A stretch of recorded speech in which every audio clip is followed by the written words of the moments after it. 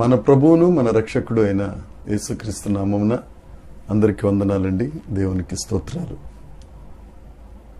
మన ప్రయాసను తొలగించే దేవుడు, మన భారమును తీసివేసి విశ్రాంతిని అనుగ్రహించే దేవుడైన యేసుక్రీస్తు ప్రభువు మనల్ని ప్రేమించి మన బ్రతుకులలో మరొక నూతన దినమును దేవుడు అనుగ్రహించినందుకు ఆ కృపగలిగిన దేవునికి సమస్త మహిమ ఘనత ప్రభావములు చెల్లునుగాక. ఆ సర్వశక్తిమంతుడు మనల్ని ప్రేమించి ఈ దినమునకై మనకు అనుగ్రహించిన కృపావార్త దేవుని యొక్క వాగ్దానము.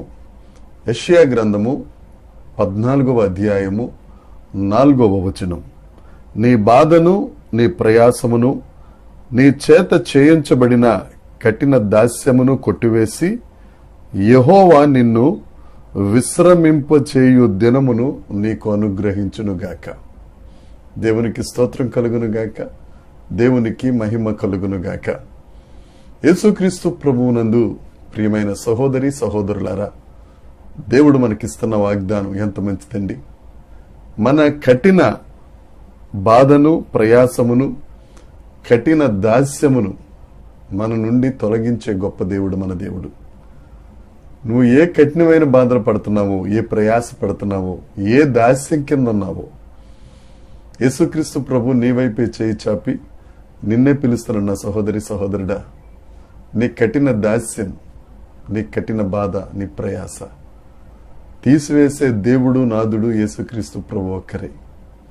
ఆయన చెంతకొస్తే చాలు. అందుకనే ఆయన 3.5 సంవత్సరములు మహిమ కలిగిన పరిచర్యలో చెప్పిన మాట, ప్రయాసపడి భారం మోసుకొంచిన వారులారా నా యొద్దకు రండి, నేను మీకు విశ్రాంతినిస్తాను.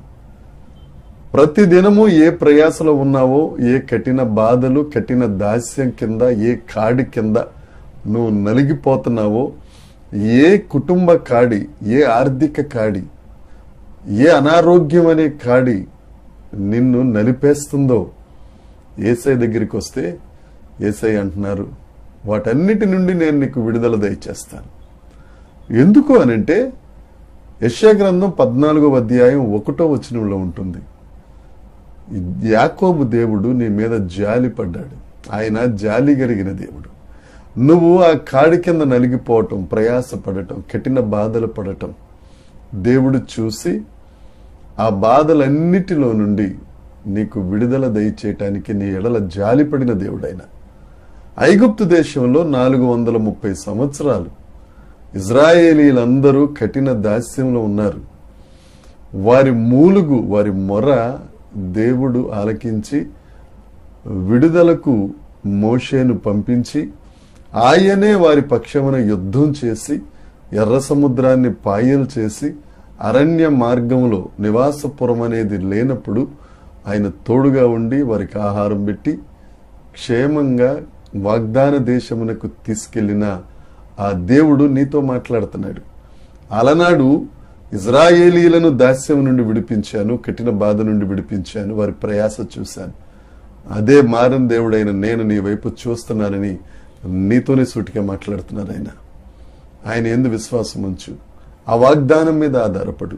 యెషయా గ్రంథము 14వ అధ్యాయం 4వ అధ్యాయంలో ఉన్న వాగ్దానాన్ని స్వతంత్రించుకో, దాస్యం నుంచి విడుదల పొందు, ప్రయాస నుండి నీవు విడుదల పొంది ఆశీర్వాదాన్ని పొందుకో, అనేకులకు ఆశీర్వాదకరంగా ఉండు.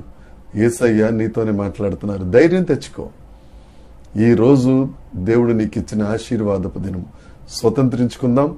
దేవుని కృప మనందరికీ తోడై ఉండునుగాక. Amen, amen, amen.